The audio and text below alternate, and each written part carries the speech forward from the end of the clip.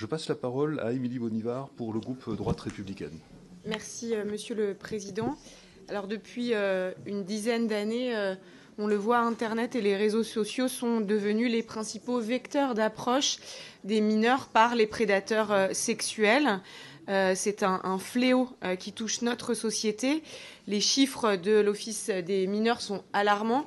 Plus 12 000% d'augmentation des signalements en 10 ans. 88 millions de contenus pédopornographiques signalés dans le monde en 2022. Les criminels, évidemment, s'adaptent et utilisent le numérique comme un outil pour assouvir leurs pulsions.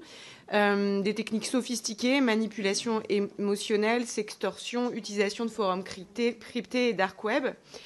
Évidemment que la protection des plus vulnérables de nos enfants est notre mission première.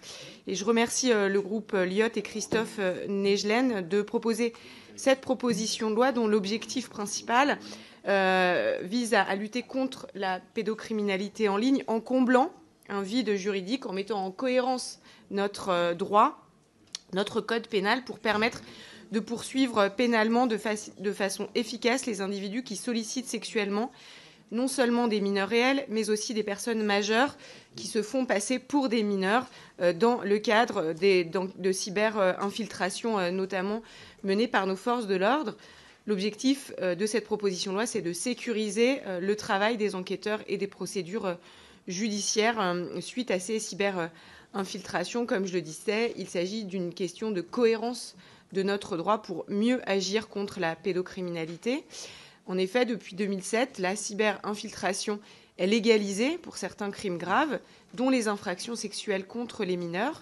Et la jurisprudence française impose toutefois une stricte interprétation du terme mineur à la personne réelle, non à l'appartenance ou à l'identité déclarée. Autrement dit, il n'y a pas de reconnaissance ou de sécurisation juridique des majeurs, des enquêteurs, se faisant passer pour des mineurs en ligne afin de traquer et de piéger les prédateurs, technique d'enquête efficace, ce qui fragilise évidemment juridiquement tout l'édifice. Les cyber-enquêteurs, pourtant autorisés, voient donc leur action neutralisée judiciairement, faute de base légale explicite. Ce vide juridique fragilise les enquêtes et empêche les poursuites pénales dans certains cas. Le numérique a modifié notre criminalité. Il est impératif que notre droit évolue au même rythme. En comblant ce vide juridique, nous soutenons concrètement les forces de l'ordre dans leur travail d'infiltration et de cyber-enquête. Nous nous donnons les moyens collectivement de mieux protéger nos enfants face aux prédateurs en ligne. Et je souhaite le dire parce qu'on est sur un seul élément, mais l'objectif, c'est de réaffirmer chaque fois concrètement et chaque fois que ce sera nécessaire l'autorité de l'État dans la sphère numérique. C'est un défi considérable sur lequel nous peinons à avancer concrètement et efficacement.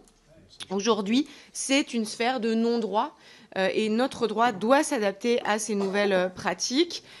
Conquérir l'extension de notre droit dans la sphère numérique, c'est essentiel et c'est encore plus essentiel quand on évoque évidemment l'exploitation d'images pédopornographiques, l'exploitation de nos enfants à des fins de pédopornographie, de pédophilie en ligne. Donc le groupe de la droite républicaine votera évidemment ce texte.